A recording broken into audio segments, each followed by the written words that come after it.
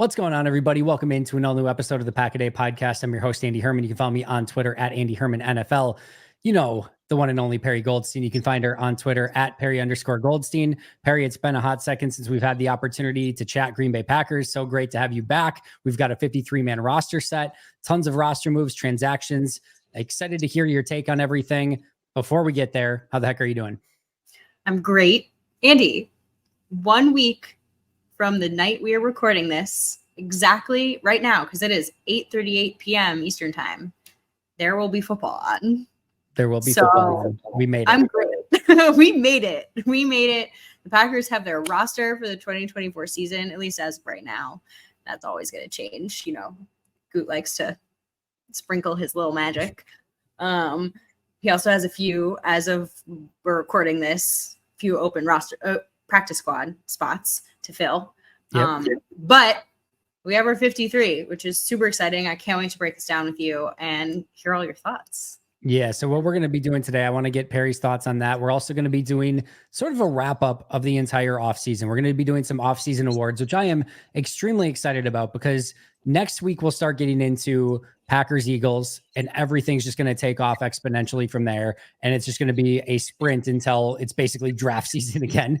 And then like everything from basically Joe Barry being let go up until now has been this crazy offseason where a ton has happened. So it's kind of cool to have this moment to sort of catch our breath and just look back at everything that happened this offseason, kind of review some of it, recap what we're excited about, maybe some things that didn't go according to plan. So we're going to do all of that in just a moment. Before we get there, a couple things. First of all, have to shout out Autograph, brand new app that's out there. Super exciting. I don't know if you've tried it yet, Perri Goldstein. You need to download the Autograph app. You need to do it. Exclusive content from yours truly, which of course is worth it in and of itself, but it is your one-stop shop for all things Green Bay Packers. Just did an episode out there going over the most shocking and surprising moves that the Packers made at cutdown time. So make sure to go check that out. I will have the link and the code in the description below. So again, make sure to check out the Autograph app, Perri. That is your homework assignment as soon as we are done here today. For everyone else, it is also your homework assignment. Make sure to download the Autograph app. All right, other than that, I also wanted to get your take. So these are just quick things. Christian Welch, officially a member of the Denver Broncos active roster. There had been some rumblings that he was going to be a Baltimore Raven. He is not a Baltimore Raven. He is a Denver Bronco. It is not a practice squad signing. He is an active 53-man roster player on the Broncos. So that means 4 players that the Packers had on their roster made it to 53, that they released, I should say, made it to 53-man rosters, including, of course, Royce Newman, Christian Welch, Grant Dubose, and Anthony Johnson Jr. Meanwhile, Packers added 2 players to the practice squad. One is a familiar name, Chris Russell, who is the linebacker that they signed at the end of camp and had 2 really fun preseason games. Really excited that they brought him back. I thought, you know, when you get to these end of the training camp, you know, additions, it's basically just like, it's a camp body that they're throwing out there. But Russell made some really fun plays when given the opportunity in preseason. So thought that was a worthwhile signing to the practice squad. And then they signed one of my guys from the draft who they brought in for a top 30 visit. I probably wouldn't have even watched Omar Brown in the draft leading up to it had he not been in for a top 30 visit with Green Bay. But one of my favorite, like most underrated guys, he did have a pretty quiet camp in preseason in Denver, but Denver released him. They didn't bring him back to the practice squad. And now Omar Brown, a safety, by the way, from Nebraska, is on the practice squad as well. And then the biggest thing, Perri, that we need to talk about, extremely serious, Braden Narvison, number 44. Number 44. What are we doing here? That's some Ty Summers-esque number. I don't know if I can. That's a fullback number. I don't know what that is. I don't know if I can roll with that. But your thoughts on Welch, practice squad, Narvison wearing 44, any of the above? Yeah, we'll get into, I think, this a little bit more, but happy for Welch. I hope he plays. I think this decision was him saying, even if I'm back on the Packers practice squad, there's no way I'm getting any semblance of playing time given the amount of inside linebackers and the depth in Green Bay. So I'm going to take my chances elsewhere. And he probably is right in Denver. So he had a fantastic camp. I don't know how much more he could have done. You couldn't have. To make the 53. Like, I just think the room was too full. That's just like all it came down to. It's just a numbers game sometimes. So I wish him all the best. I would have loved to see him stay, but this is the business. As far as the kicker, 44, it's apparently what he wore in college. Yeah, so that's the choice. but there's still a few more spots, like I said before, on the practice squad for Goot to go, do his street pickup thing, which he has been known to go grab some pretty successful players in this time of year. So I'm excited to see what he does with those spots. One other name to keep an eye on, Jaquan Shepard was another player that they brought in on a top 30 visit. He was also a player that I really liked when I went and watched the tape of him. He was with the Raiders in preseason and in camp, did not make their 53 or practice squad either. So would not shock me if in the next couple days, maybe Jaquan Shepard would be somebody that they took a look at again, because usually when they bring them in for the top 30 visits, there's some interest there. So we'll see if they do in fact maybe take a look at them, or if they go in a completely different direction altogether. I know you've had the opportunity, obviously, to discuss a little bit on, or not a little bit, but a lot on Packs What She Said about some of the 53 decisions and everything like that. But obviously, I haven't had the opportunity to chat with you. So for our listeners here, and for the benefit of mostly me, your any big takeaways that you had from the 53 cut down, the practice squad, and I'll let you go in any direction that you want with it. Yeah, I think listeners of Packs What She Said have heard me say this, so apologies if you are a dual listener. If you are, thank you very much. I think this year, more than any other year, Maggie and I feel like this roster is really deep. Like we saw the depth over the course of the offseason a little more starkly than any other year. Maybe it's a recency bias thing, maybe that's just what it is. And you really felt it in cut downs. When we were doing our 53 predictions, I was like, they could go 7 wide receivers, they could go 6 inside linebackers, they could go 6 edge rushers, which is what they ended up doing. They could cut here, they could cut there. They're like, you simply had a plethora of players that deserved and earned spots on this roster. And they just simply couldn't keep them all. And it's just such a good problem to have. It's an amazing problem to have. And you hoped that all of them would come back on the practice squad. Every year you say, oh, other teams, they don't want their players. They're not paying attention to us. They don't want their players. And then all of a sudden this year, you actually watch multiple players get claimed that they waived. It's the first time that I can remember that that's actually happened. And I'm sure you and I will get into some of those players, surprised, not surprised, being some of the guys that they waived. I just thought it was a very unique year for the Packers in those choices. Again, good problem to have, but I feel like they are in a very strong position heading into the season, a very strong team. Naturally, your wide receiver 7, your inside linebacker 5, your safety 5, like, are those really going to impact you? Hopefully not, quite frankly. Hopefully not. Hopefully they are special teamers. They are just depth pieces. However, you never know, right? Like, this is a very long season. We saw key injuries happen on their last Super Bowl run, and you just simply never know who is going to have to play. We saw Corey Ballantyne have to take meaningful snaps last season because of injuries in the secondary. You never know. So these decisions at the tail end of a 53-man roster, like, they really, really, really do matter.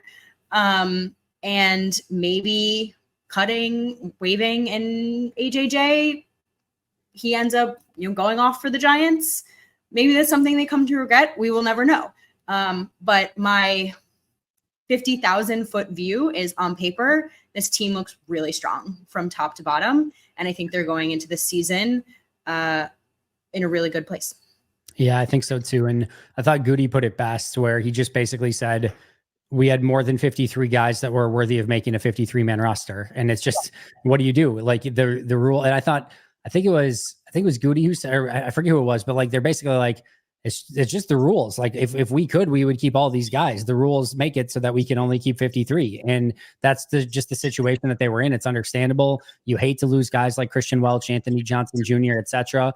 But it's just sort of the name of the game. It's a compliment to Green Bay that there were so many players that other teams, thought of that they would claim and put on their 53s. And I think unfortunately the practice squad's a little bit more watered down than if you had a Grant Dubose, Anthony Johnson Jr., Christian Welch, etc. on there. But some of it's the benefit of hindsight. You might say, well, maybe they could have got Zane Anderson back on the practice squad and they could have kept Anthony Johnson Jr. and still had both. Maybe. But guess what? At this point last year, the Packers claimed Zane Anderson. And, they decided that they wanted him all last year. They kept him again this year. So who's to say that some other team wouldn't claim him this year? And that's the guy that they wanted to keep. So that's the guy that they should keep. And maybe Grant Dubose, obviously we know Grant Dubose gets claimed. Maybe if you put Dubose on and Heath off, maybe Heath doesn't get claimed. But just those are impossible things to know without the benefit of hindsight. They made the best decision that they could at the time, and you live with it, you move on. And again, I wish all those guys, like you said, the best of luck. And I think they're going to bring in some new guys to the practice squad, like an Omar Brown and some of the other ones. And hopefully those guys can step up and take the mantle from there. Yeah, absolutely. And I think it was clear to me, and Maggie and I discussed this as well, is when they were debating their choices, and this wasn't always the case, right? There, you can probably poke holes in this argument, but I think for the most part, when they were debating, they went with the guys who are ready to play now, not the developmental projects. And I think it's a testament to where they feel this team is at and where they feel they should be going this season, which is not necessarily what you as a fan sitting at home would call an all-in season. But I think this is the Packers version of all-in. They did not stick with the developmental guy.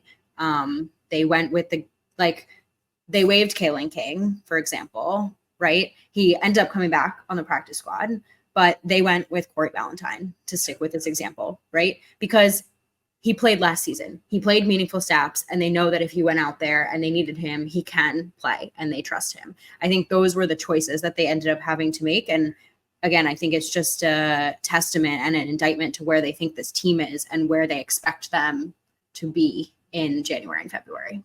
Yeah, it's very exciting. And I'm with you. I think some of the moves that they made were clear and obvious moves to say, we don't have time to wait. We're trying to win right now, and we've got to go make some changes. The kicker position is not good enough. We need to make some changes. The backup quarterback position is not good enough. We need to make some changes. And they did that. I think it's smart. I'm excited where the roster is right now. Not a lot of holes on the team. Hopefully, Braden Narvison, Malik Willis can fill those two big question marks that Green Bay really had in the preseason. But either way, it's going to be, I think, a really, really fun season to watch with all the depth and talent that this team has. I agree with you. All right. So we're going to go all the way back to the end of last year. Packers lose, unfortunately, to the 49ers in what was a really fun season up until now. And we're going to give out our off-season awards for the Green Bay Packers. It's been a hot second. It's been from January through almost September, and there's been a lot that's happened. I will let you go first, but we will start with our first award of the evening, the offensive MVP of the offseason. Perri Goldstein, take it from here. This one was the hardest one, and I love that we're doing it first. I think I have to give it to Romeo Doubs. Ooh, I like it. Because I had two other names, and I switched last minute. Who are your runners up? I want to know your runners up. Okay, you want me to give me you want my explanation, or do you want my runners up first? Runners up, and then I want to hear your runners up, and then go to Romeo. Runners up are Emmanuel Wilson and Bo Melton. Okay. But my award goes to Romeo Doubs for hit consistently over the course of the entire offseason.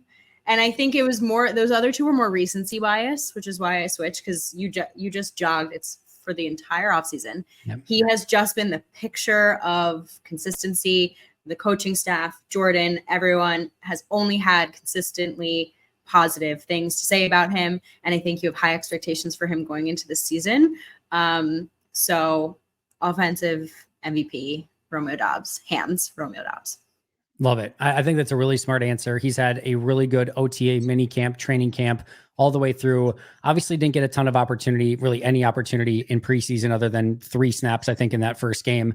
But he did well in the joint practices. Like, he's just been, I think to your point, if you're looking for the word consistency, that's just Romeo Doubs. And I've talked about it a bunch, but the play that he makes at the pylon in red zone drills, he did it against the Ravens on a couple of different occasions in practice. He did it against the Packers defensive backs all over. He's just been a red zone machine. And I think that's a very worthy name to be at the top of the list. I'm going to go with the guy that you had as one of your runners up. I had Emmanuel Wilson as my guy. And I just think, first of all, I know obviously Josh Jacobs is the one we're so excited about, and rightfully so. He's going to be running back one. And Jacobs just had this perfect, like, you can tell he's a veteran. Where like first couple days of practice and OTA minicamp, training camp, you could just tell he's just ramping up and not going. And then like as camp went, it was just getting better and better and better. And you could just tell he knew how to pace himself. And it was just a beautiful thing. But Emmanuel Wilson, I thought, had the most explosive dynamic runs of any running back throughout the offseason, and then goes out and earns a job again in preseason. And maybe part of that's due to the AJ Dillon injury. We'll never know if they would have kept 4 running backs or what. I don't care. It doesn't matter. He was very worthy of a 53-man roster spot. He was deserving of it. He was one of the best running backs in preseason. He did almost everything that they asked of him. I still think the blitz pickup and maybe some of the pass catching can improve a little bit, but talk about a player who made their name last year as a UDFA in his rookie season, didn't get a ton of opportunity, then started to get a little bit more playing time towards the end of the year, comes around again. They draft Marshawn Lloyd in the 3rd round. They get Josh Jacobs. AJ Dillon comes back, and you're just like, is this guy even going to have a spot? He didn't quit. He kept going. And I think he, again, is arguably the offensive MVP of the training camp, OTA, preseason, etc. Yeah. When I first made this list, he was the first person that came to mind.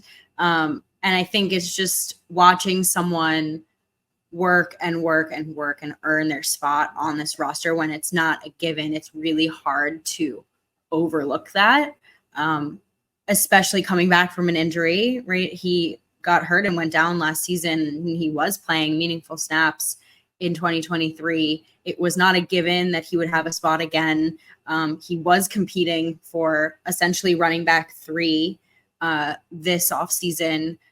Sure, injuries may have bolstered it, but that does not take away from the amount of work and time and effort and energy that he puts in. And it's so clear with every run, with every rep. And I think he's an amazing story. And he's going to go into the season running back 2, potentially week 1, probably with Marshawn Lloyd. He's not on IR, but he's hurt still. So just an incredible rise for a guy like Emmanuel Wilson. Yeah, big time. Very well deserved. Excited to see what he can do with maybe some additional opportunities in year 2. All right, number 2, your defensive MVP. I don't know where to go with this one. How many players can I choose? I mean, there's the obvious answers, then there's the more obscure answers. Can I go with the obvious? Go for it. Is that okay? Because you're the one that's at camp, right? So let's also caveat with this. Like, I get all of my information secondhand, pretty much from you and Wes. And Rob Domofsky and Matt Schneidman. Everyone's that's there, right?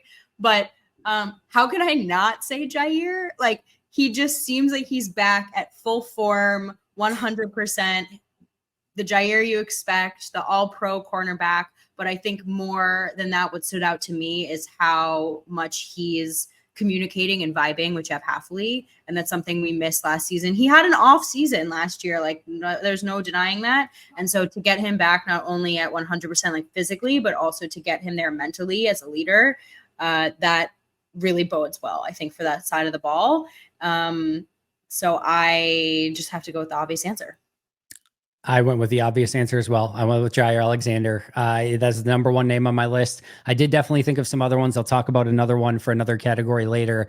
But to me, that suspension last year could have gone in so many different directions. And we have seen stars throughout this league that have demanded trades from similar things that have sort of happened, that have checked out, that have, whatever. It could have easily caused a rift between Jair and the organization.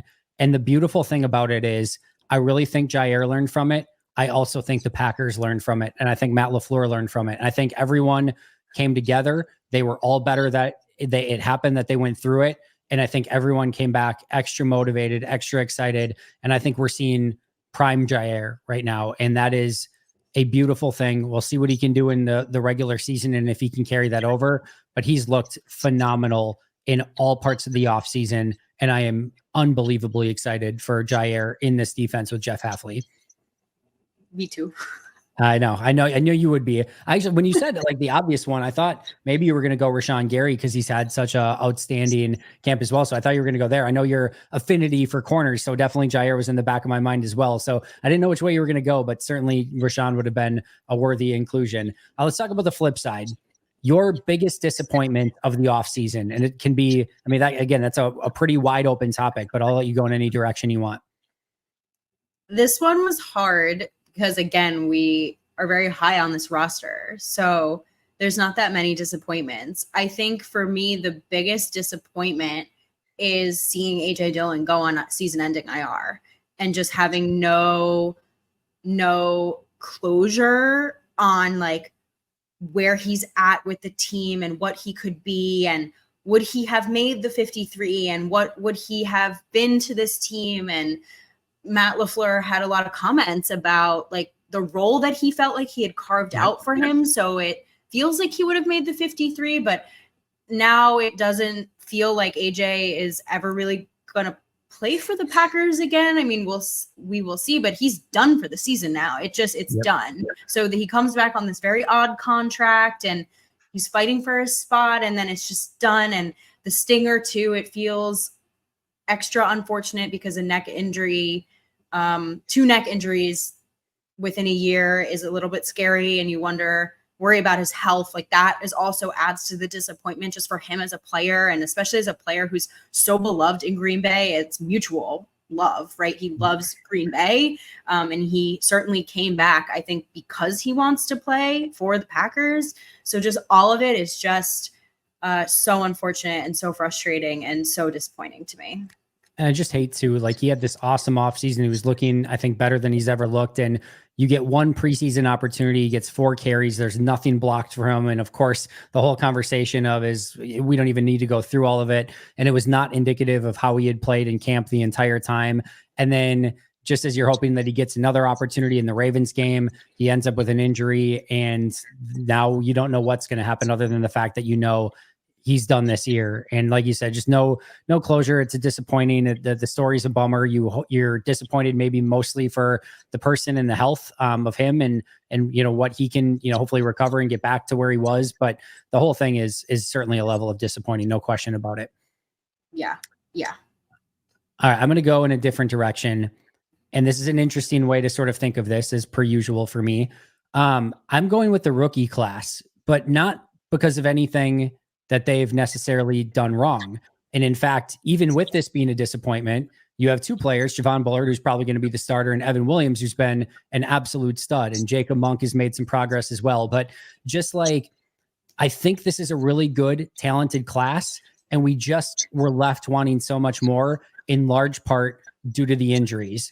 Jordan Morgan missed a huge part of the end of these last couple weeks with injury. Edgerrin Cooper's been out all of training camp with injury. Bullard, like I said, has been great. Marshawn Lloyd misses a ton of time with injury. Tyron Hopper misses the first, monthish or at least few weeks with injury, and then finally comes back in the last couple weeks. Williams has been unbelievable. Monk's been solid. Oladapo misses all OTAs, mini camps, the first half of training camp with injury. And then it's just, you can tell, playing catch up, and is just basically redshirting at this point. Travis Glover's probably a redshirt player. Michael Pratt cut and completely gone. And Kalen King cut and back on the practice squad. So I think Morgan is going to be a starter at some point. I think the world of Edgerrin Cooper and think he's just probably not even scratching the surface of what he can become. Bullard's going to start from day one. Williams is going to be a stud. Like, there's a lot to be excited about this draft class. It's just, I was hoping to see so much more of them and have them be so much further along. And sometimes the worst thing that can happen to young players who are trying to get their feet wet in the NFL and gain confidence is injuries. And it's just been unfortunate that, like, for a team that has been, knock on wood, pretty, clear of injuries for the most part this offseason, it's just been like almost all of them have been in the rookie class. So to me, that's been the biggest disappointment. Not the class, not what Goody's done, not the players, just the unfortunate circumstances of it more than anything. The injuries themselves. It's interesting. Yeah. I mean, and none of them are season ending. None of them are serious. They just are these tiny setbacks. Nagging, annoying things is all it is. Like, especially I think it's especially glaring when it is the rookie class and you're so excited after the draft and you can't wait to see them and they're finally in the building and you just want to see what they got and you want to see them amongst the rest of the players and especially on the defense with the new defensive coordinator, and then you don't get to see them at all. I mean, that's at least especially how I felt with Edgerrin Cooper. But the good news is that there's so much time and none of them are serious. Yep. So we will get them back. And maybe it's almost better that the bar is a little lower because we were so high on them after the draft. And I think sometimes the worst thing you can do for players is have the bar set so high and have your expectations be so high, and then they disappoint you in that way. So now it's just, now we get to see what they got, and that's it. I love your positivity, Perri Goldstein, and I will fall in line and I will agree with you and say that is a great way to look at it. And hopefully the best is yet to come, which I know it is. And like I said, I'm still very excited about this draft class. It's just been those nagging, disappointing injuries that's been the biggest thing. Your biggest offseason surprise? How much time we spent on the kickers? How much time have we spent talking about kickers? Like, no part of me going into this offseason thought that we would spend so much of our brain power and our energy and our time talking about the kicking competition. And I am saying this in jest, but like in reality, it's not a good thing that we spent this much time on it. Someone should have broken away. Nobody did. And then at the end of the offseason, all of them are gone. Someone new is in, and we are still talking about the kickers. We are 1 week away from the season. It's a problem. It's a problem. And definitely surprised that we've had to spend that much time on it. And like, again, 6 different kickers this offseason. We're on kicker number 6. Like that is not a normal scenario and situation for an offseason. So I'm with you. I agree with you as well. I went the release of Aaron Jones, and I know this one kind of fits another category a little bit later as well, but I don't usually go like super high or super far on like the hot take / lock it in, because I'm always pretty aware of like, hey, anything can happen here. Like I tweeted out end of last year, I'm like, lock it in. Aaron Jones is not going anywhere. He is a Green Bay Packer. He was running so well in the playoffs. He just looked like Aaron Jones. There was that connection with the team. He was like Matt LaFleur on how many different occasions called him the heartbeat of the locker room and the heartbeat of the team.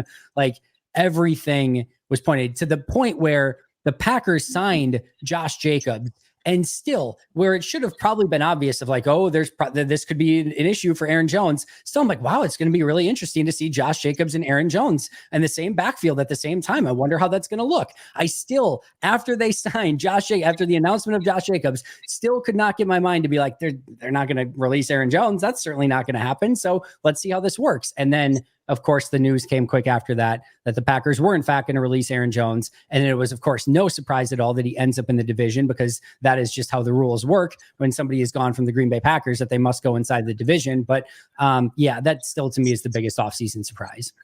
You know, it's been so long since that happened that You blocked it out of your mind already. I don't blame you at all. I think we all have tried to, but yeah, it still is such an interesting scenario, and one that I'm still curious to see how it plays out. How does Aaron play in Minnesota, and how does Josh play in Green Bay? And that's one of those things that's going to be really unique to kind of keep an eye on through the course of the season.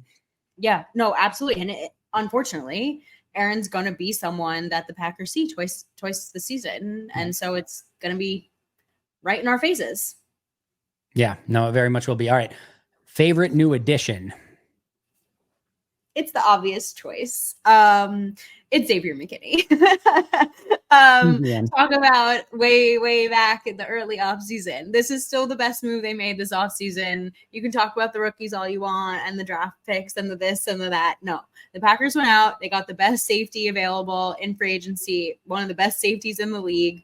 They probably are going to end up getting him for a steal. He fits perfectly in this new defense. He already feels like he meshes exceptionally well with the team, with the locker room. I think at times I almost forget this. He hasn't played a snap for this team yet. Yeah. That's like how well that's how long it feels like he's like just been on this team.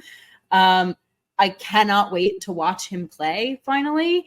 And I think we could spend probably I mean, you've already done episodes on like what he's Yep. going to look like in this defense, so we don't have to go over it too much. But absolutely, unequivocally, like the Packers have always been the bridesmaid, not the bride, when it comes to the big name free agents. And this year they were the bride, and the groom is Xavier McKinney.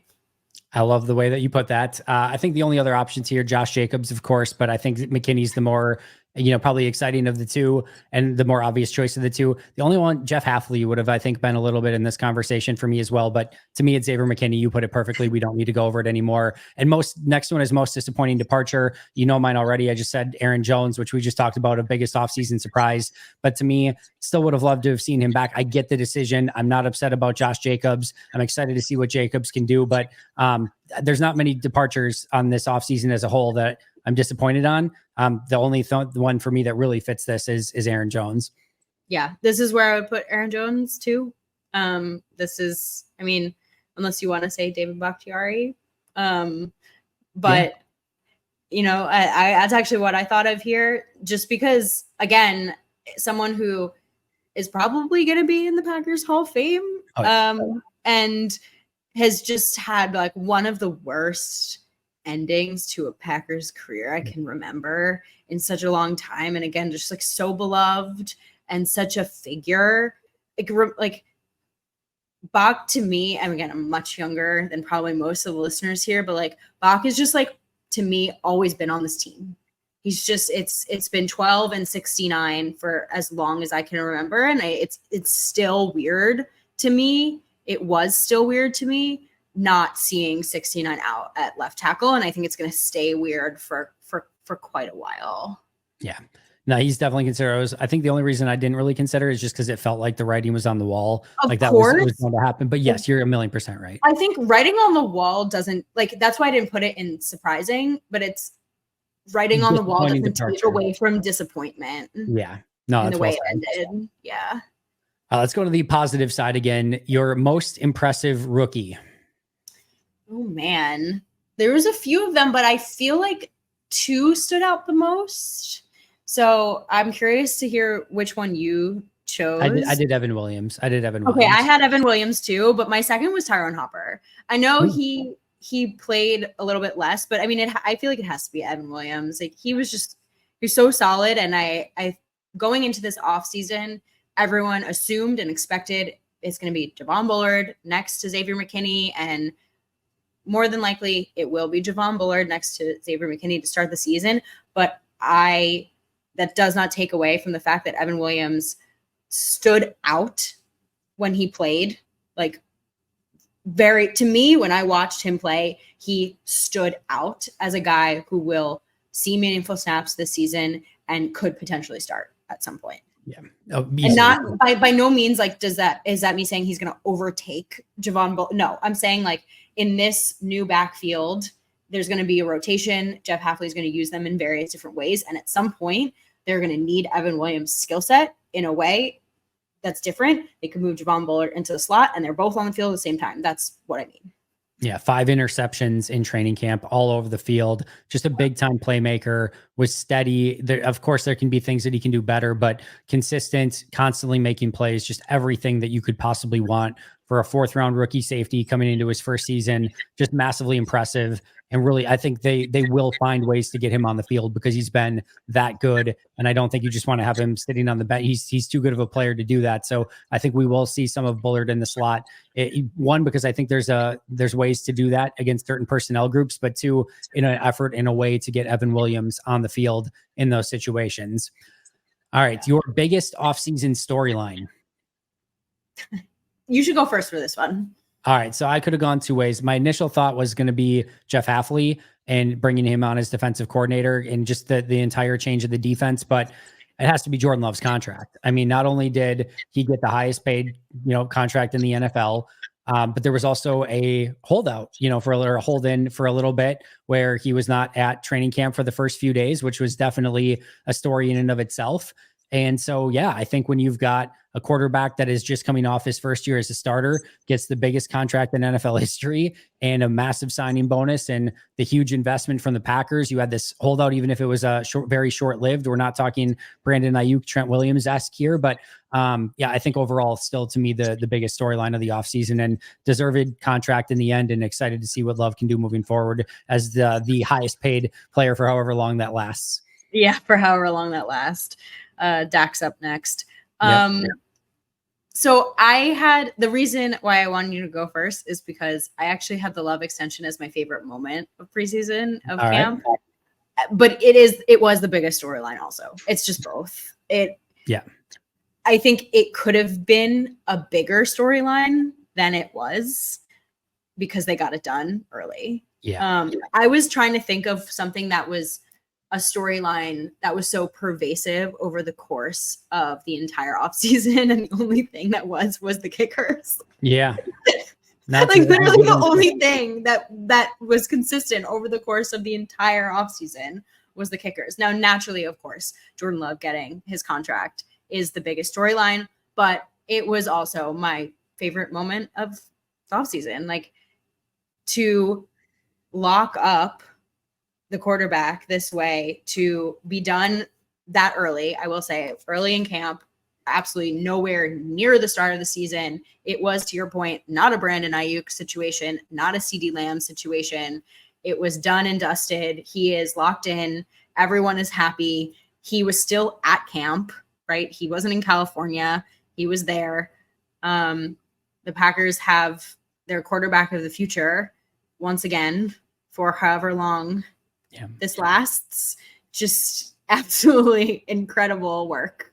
It's really, really fun. And it was the biggest storyline, but also one of the biggest success stories of the Packers is just they go from Favre to Rodgers to Jordan Love, and it's a pretty freaking incredible thing. So, well, again, we'll see what he can do moving forward, and he's gonna go earn that contract now. But I have very little doubt that he will go and do that, and that's going to be the fun part of this season, is seeing how Jordan Love does again in year 2. So that was also your favorite moment of camp / pre, or favorite moment of the offseason. I have 2 quick ones here. Aaron Mosby in the final game to get the sack fumble that leads to the touchdown, to get the interception following that third preseason game. There's always seems to be a player who goes out, makes a name for themselves, and kind of earns a roster spot. And those are always cool stories. And I felt like he goes out, he gets the forced fumble that leads to a touchdown, gets the interception as a massive game, and out of it gets a 53-man roster spot. Would he have got it anyway? Who's to know? But it certainly didn't hurt. And that was a really cool way for him to end his preseason, as he ended up making the 53. And then the other, I think it was the final play of training camp, not against the Ravens, where they're doing a red zone drill at the end, and Love throws over the middle and it gets batted up, and Elton Jenkins comes down with it. And there's a huge scrum between the defense and the offense. And it's like a tug of war of whether or not Elton's going to get in the end zone. And Elton would not stop chugging, and he just gets in the end zone, and everyone goes absolutely nuts. And that was like the last play outside of the Ravens practice of training camp, that Elton Jenkins gets a touchdown catch. And it was just this beautiful, amazing final moment of kind of camp. So I'm very cool with how that ended. And that was just such a fun moment. So those are my 2. I forgot about the Elton touchdown. That's a good one. I hope Matt can scheme up something for him in the season. Yeah, obviously. Weapon. He's like probably weapon number 4 of all the weapons on the offense, but he's certainly in the conversation. All right, your most surprising player of the offseason. So you actually just mentioned him, but it's Aaron Mosby. I love it. Yeah, I think there's tons of guys you can go with. I also had Jacob Monk on this list as my most surprising. He could also be, I might do my most improved, although there's not much, I don't know, improvement. He's rookie. But just in terms of guys that really came in and you have obviously next to no expectations. And for them, especially Aaron Mosby, to just kind of go out, like you said, not really anything additional to add, just like really show up and show out and battle and have just an absolute boss showing in that last game, and really prove why he deserves to be on this team, to the point where they are keeping more edge rushers than I ever expected them to. And they're doing it because both him and Brenton Cox Jr. deserve to be on this team based on the way that they played. And freaking rocks. It rocks for players like this. I love, you and I have tweeted a little bit. Everyone does always about like the UDFAs that make this team and the opportunities that guys like that get. And it's very special. It's a very special thing that Green Bay just is. It's just a place where these players get the chance. And I just love that. And Aaron Mosby had such a fun game to watch, the strip sack, the interception. And now he's on 53. Yeah, that's the cool thing about Green Bay is they're going to give people opportunities. It doesn't matter if you are picked up at the end of camp. You have the opportunity to make a name for yourself. If you are a UDFA, you have every opportunity to go out and make a roster. And I think that's a really cool thing. And Green Bay's shown that for the last few decades at this point. I had two people on my list. I'll kind of split it one way, one on offense, one on defense. Kadeem Telford on offense. I really liked him as a UDFA last year. He was obviously extremely raw, spent the entire year on the preseason, but you kind of go in and, you're looking at offensive tackle, Rasheed Walker, Zach Tom, they go get Jordan Morgan as a tackle initially. And then, you've got Andre Dillard that they bring in, Caleb Jones, Luke Tenuta are coming back. And you're looking at Kadeem Telford and you're like, I don't even know if this guy's going to have a chance at a practice squad in year 2. And he goes out and not only that, he like earns an easy, maybe not easy, but definitive 53-man roster decision towards the end. And might be even a guy that's active on game days as somebody who can play both, tackle positions, even some guard. And I think he's really started to kind of come into his own the more and more reps that he's getting. So I thought that was a really cool one. And then the other one too, Green Bay is an extremely young team. And for some reason, they decide to bring back this 30-year-old journeyman special teams linebacker in Eric Wilson. And out of nowhere, you're just kind of thinking, he's going to be a core special teamer if he makes the team great or whatever. But like, he's like, he hasn't played really any defense in years like that. It's great that he can fill in here and there, but he just goes out and earns a starting job in your base defense. And he's like legitimately earned it kind of out of nowhere. Like, I'm sure that is so rejuvenating to him for a player it's been a hot second since he's actually got to play defense and not just special teams with any level of consistency. And now Edgerrin Cooper, Tyron Hopper, they may take that spot within a short period of time, but just kind of a cool, like, hey, this guy got a basically 1 year vet minimum deal to be a special teams guy and went out and earned a starting linebacker job. So kudos to him as well. I think both of those are kind of cool stories.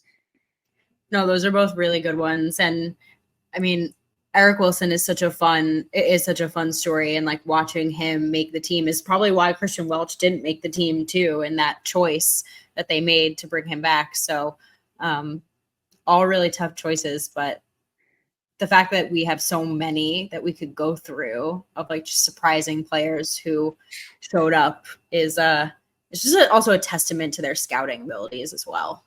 No, very much so. And that's something that they do an incredible job on, not only on the and this is a great example, right? Not only the draft picks, but the UDFAs like a Kadeem Telford, but also the veteran guy. They got Eric Wilson off of the Saints practice squad at some point. What was it, last year or maybe the year before that? I forget now, but like just out of nowhere, Eric Wilson practice squad guy, they bring him in and he just goes in and has an immediate impact. So really great job by this front office of finding guys like that in all areas. And no matter where you are, they will find you and they will, and this team shows that it can develop those players as well. All right, we got 2 left. Most improved player. I will start with you. Oh boy, oh boy, oh boy. Do you want me to go first? Yes. All right. I'm going to give Bill Huber the shout out on this one. Bill Huber did a great article at the end of camp of like his top 6 players in training camp, something to that effect. Go check out the article. And I was going through it, and a lot of times I don't read these, but he did it in a way that was like very creative. I'm like, I wonder what he did.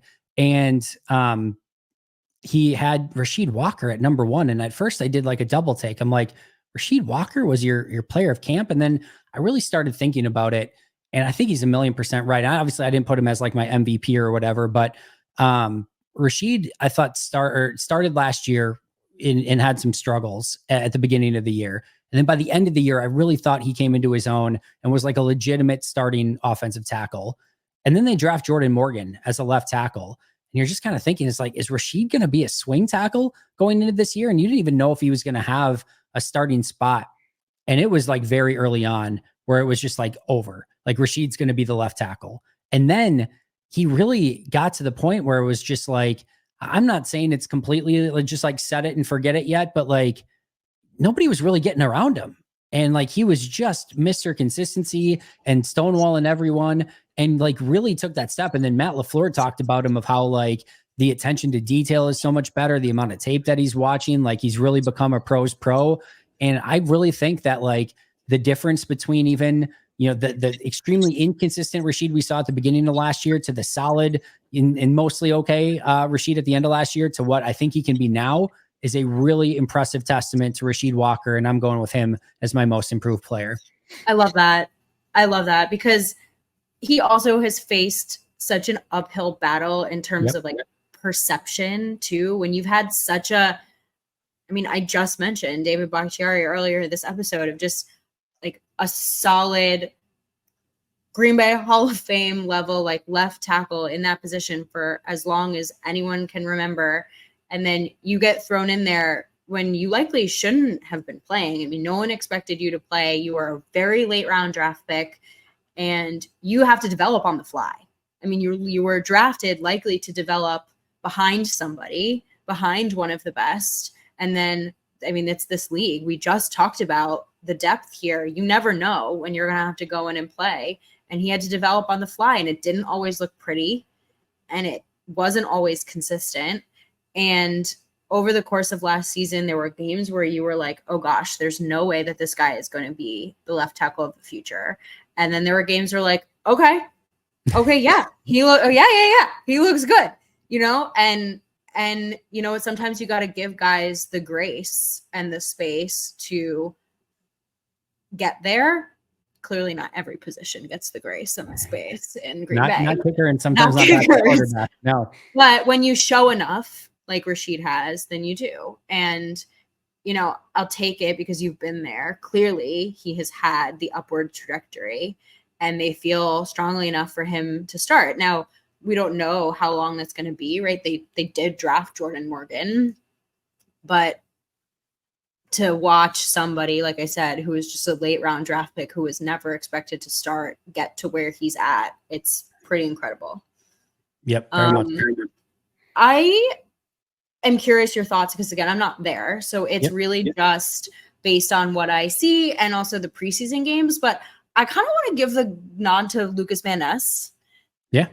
I'm really excited to see him in games. I think with more snap count and more playing time, he could really get there. I think there's still a lot of improvement, like just technique wise, but he's playing against backups and he's playing with backups. So he should look like the best player in preseason games, but I really feel like he's coming into his own as a player. It's his second year. He feels more confident and comfortable in his speed and the skill sets that he has. And I think paired next to, you know, the Carl Brooks and the Colby Wooden and the Devontae Wyatts, like I really do feel like he's going to be a huge asset for this team this year. And under Jeff Hafley, I think he can really spread his wings and develop nicely. And I love that he's going to be edge 3. This is a very like Rashawn Gary type development here. And I think it's perfect for a guy like him, right? Because he didn't start at Iowa.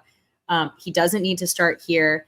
Like I said before, he still has like some technique and some hand motions and just a lot of like, he is like kind of Rashawn Gary. He just like kind of rushes and there's no thought process behind it. But I think if he can hone it and you can see him starting to get there, then he's going to be really dangerous.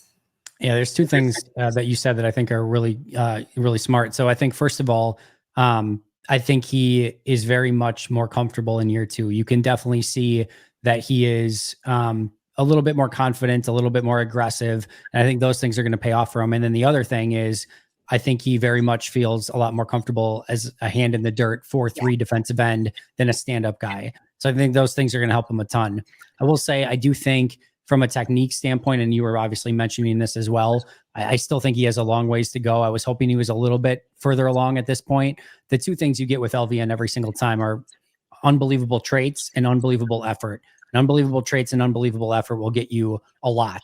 Now it just needs to be Can he put a pass rush plan together? At the end of last year, he started using a long arm a little bit more. I would like to see a little bit more of that.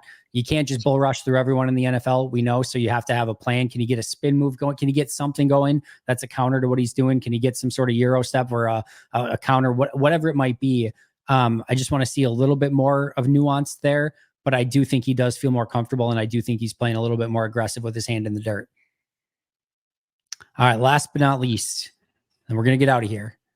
Your biggest reason for optimism?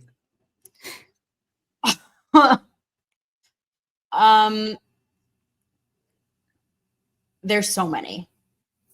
This team has the foundation set.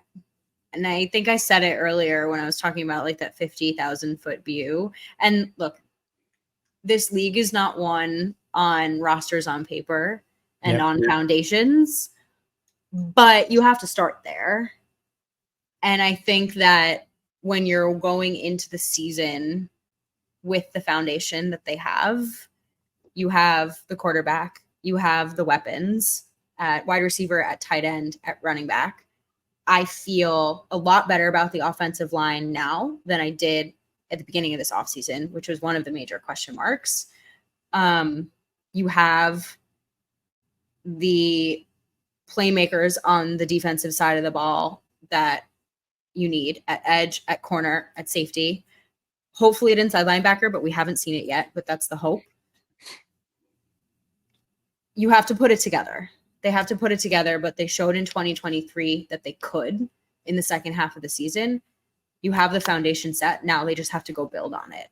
And I have every confidence in the world that they can, because again, they showed that they could.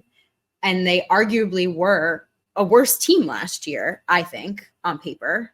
Yep. So the momentum's got to keep going. And I think the momentum's good. Like the vibes, sorry to use vibes, but the vibes are high. Vibes are high. Everything's set. They have to go execute.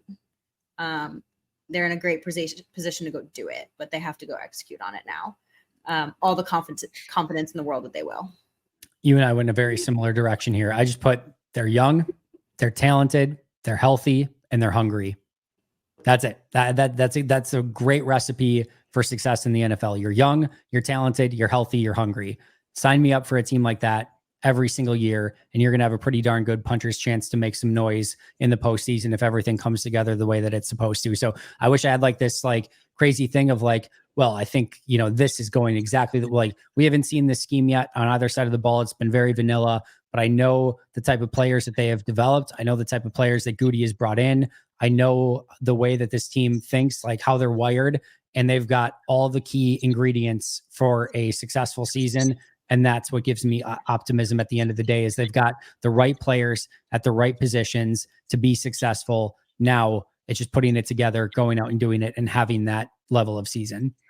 Can I just add too, like we never mention this, and I feel like I do him a disservice because look, games are won when players go and execute plays. But like the Packers have one of the best coaches in the league. Well, and we just like never, ever, ever give Matt LaFleur his flowers. And at the end of the year, for the last 4 seasons now, I'm always like, Matt should be up for coach of the year. And again, this year, I'm going to put a future bet on Matt being coach of the year, depending on where the Packers land at the end of the season. So I'm just going to also add that, yes, they have all the tools. They have all the players. They have the right mentality. The team was rostered appropriately because of Goot and because of Matt. Like Matt deserves a ton of credit for where this team is at too. So always add Matt in there.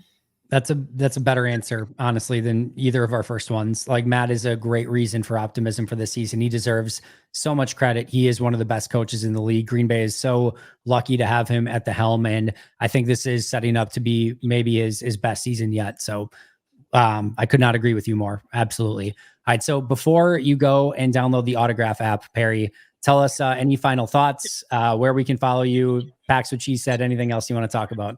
Oh man. Oh, you can follow me on Twitter at Perri_Goldstein. You can follow the podcast, more importantly, at PWSS Podcasts. Follow us on YouTube. You can subscribe to us on Spotify if you love our work. We love that. Maggie and I are back with Cheesehead TV. We've been back with Cheesehead TV for this whole off season, and we will be with Cheesehead TV during this regular season. We are back to our twice a week episodes. So our next episode, guys, is our week 1 preview. Real football. Amazing. If you can't tell, I'm so excited. So we'll be back with our previews and our recap shows. We will be back with our guests. So I'm super pumped. Super pumped. That's awesome. You guys do an incredible job. Make sure to follow them over on the Packs What She Said podcast. And of course, Perri at Perri_Goldstein. You can follow us at PackADay Podcast. You can follow me at Handy Herman NFL. That is going to do it for us today. But until next time, and as always, go Pack Go. Go Pack Go.